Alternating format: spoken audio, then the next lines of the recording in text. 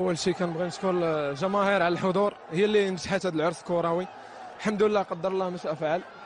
هي مباراه ديال 3 نقاط، ما خسرنا ولا شيء، مازال عندنا 6 مباريات اننا نعاودوا فيهم. شوف كره القدم اغلاط. الحمد لله على كل شيء، ونتمنى ان شاء الله نعاودوا في اللي جاي ان شاء الله.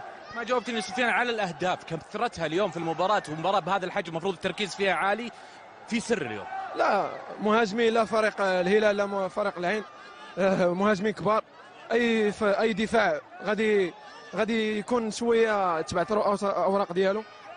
هذه هو حال كره القدم. كره القدم هي اهداف وفرصه، متعنا الجماهير، ولكن في الاخير كنتمناو اننا تكون نتيجه في صالحنا، ولكن هذه هي كره القدم، وكنشكروا الجماهير مره اخرى. ختاما سفيان، المباراه كانت مشحونه كثير من الجماهير قبل المباراه، كلاعبين حسيتوا بالشيء هذا؟